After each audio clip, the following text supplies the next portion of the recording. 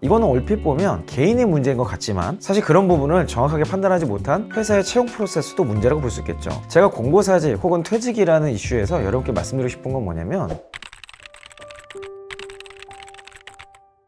여러분 반갑습니다. 오늘도 여러분의 사연을 함께 읽어보고 여러분의 고민을 함께 조언해드리는 고민살롱 시간입니다. 오늘은 공고사직 이후에 퇴직 사유에 대해서 고민하시는 사연입니다. 사연을 한번 읽어보도록 할게요.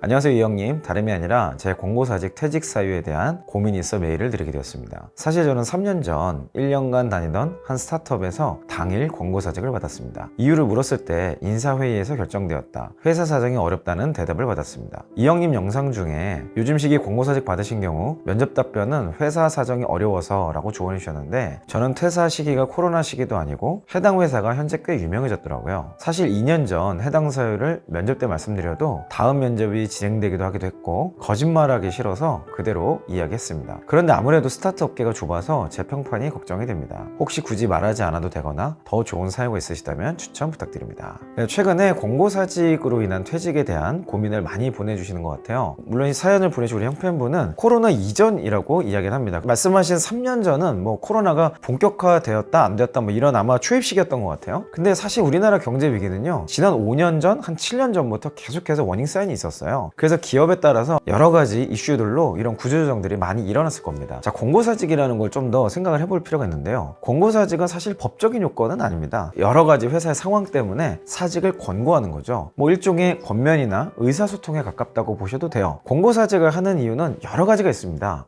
경영 상황이 굉장히 악화됐거나 투자, 대출 같은 외부 기관의 요청에 의해서 구조조정을 진행해야 될 때, 또는 누군가 뽑았는데 채용이 적절하게 이루어지지 않았다, 이런 역량적인 미스가 일어났다는 판단이 들 때, 그 사람이 일하는 방식이나 관점을 보니까 문화적인 측면에서 장기적으로 함께하기 어렵다고 판단될 때, 뭐 이런 여러 가지 이유들을 가지고 공고사직을 진행하게 됩니다. 공고사직을 받았다는 것은 물론 근로자 입장에서 좋은 건 아니에요. 하지만 100% 근로자의 책임이라거나 100% 근로자의 문제 때문에 일어나는 것은 아니라는 것을 기억하셔야 됩니다. 자, 제가 지금 말씀드린 대표적인 4가지 경우만 봐도요, 경영 악화는 누구의 문제예요? 회사의 문제죠. 회사가 경영을 잘못한 문제가 있습니다. 그렇지만 회사의 문제만이라고 보기는 어렵죠. 왜냐면 모든 사람을 공고사직 하는 건 아니거든요. 그 안에서 경쟁력이 없다고 판단되거나 상대적으로 지금 함께하기 어렵다고 판단하는 분들에게 공고사직을 진행하는 거죠. 이건 내 개인의 역량의 문제일 수 있습니다. 회사의 문제가 절반, 개인의 문제가 절반이라는 사실을 기억하면 되는 거죠. 또 3번의 경우로 봐도 채용이 적절하게 이루어지지 않았다, 역량이 안 맞다, 이거는 얼핏 보면 개인의 문제인 것 같지만 사실 그런 부분을 정확하게 판단하지 못한 회사의 채용 프로세스도 문제라고 볼 수 있겠죠. 제가 공고사직 혹은 퇴직이라는 이슈에서 여러분께 말씀드리고 싶은 건 뭐냐면, 회사의 이슈와 개인의 이슈가 혼재되어 있다는 거예요. 절대적으로 회사의 문제라고 볼 수도 없고 절대적으로 개인의 문제라고 볼 수도 없죠. 그런데 공고사직이라는 상황 자체가 근로자 입장에서 뭔가 내가 쫓겨났다, 또는 내침받았다,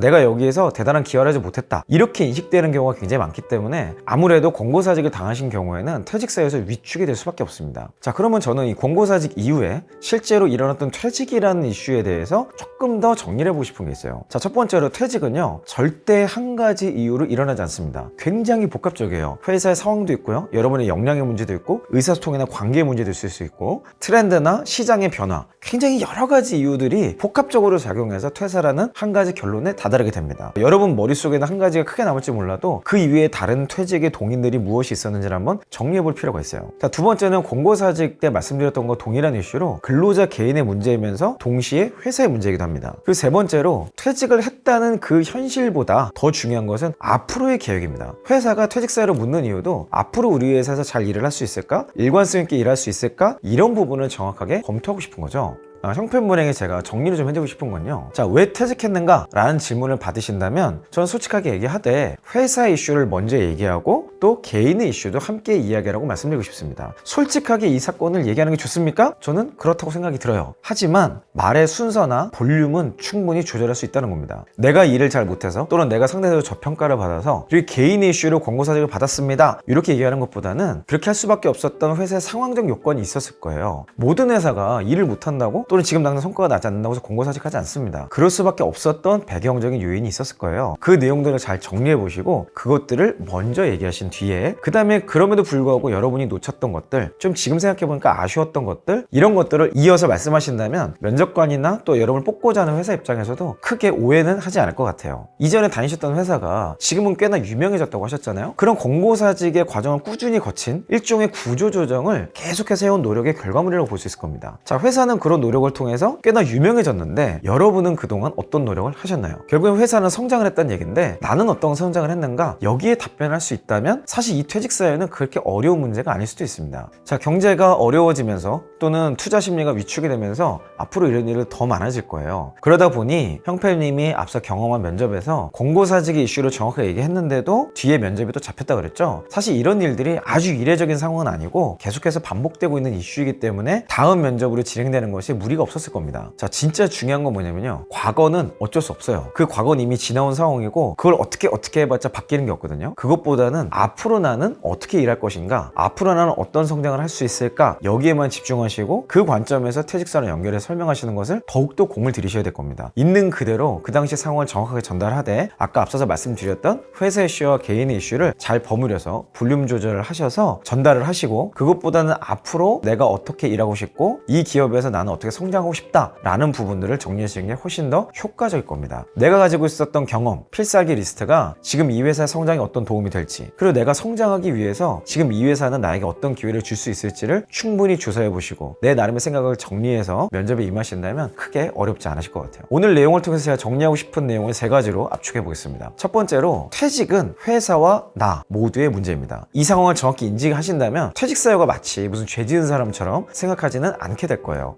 자, 두 번째, 지나간 일을 후회하거나 거기에 매여있기보다는 그 상황을 기준으로 삼고 미래를 구체화시키는 데 힘쓰세요. 어차피 지나간 시간은 돌아오지 않습니다. 나의 해석만이 남아있는 거예요. 즉, 여러분이 어떤 해석을 하는가가 여러분의 과거를 결정한다는 거죠. 세 번째로, 내일의 나를 위해서 나는 어떤 성장에 도전하는가, 이 질문에 직면하신 뒤에 여러분 나름의 답변을 준비하시면 좋겠습니다. 사실 날마다 이 질문을 되뇌이고 생각해보는 것만으로도 여러분은 굉장히 많은 이야기거리들, 또 여러분의 혹여라도 실패나 실수의 경험이라 할지라도 여러분에게 도움이 되는 관점으로 해석을 하실 수 있게 될 겁니다. 자, 커리어는 좀 더 장기적인 측면으로 보시는 게 좋고요. 진짜 여러분이 해야겠다고 선택해야 된다는 기준을 찾아가는 과정이라고 보시면 됩니다. 그것들 하나씩 채워갈 때 여러분만의 커리어, 여러분만의 성장, 여러분에게 꼭 맞는 직장을 만나시게 되는 거니까요. 그런 맥락에서 여러분의 생각을 정리하는 오늘 하루 되시면 좋겠습니다. 네, 그럼 저는 다음 영상에서 여러분의 고민과 함께 하도록 하겠습니다. 여러분 화이팅 하세요. 이상 이영이었습니다.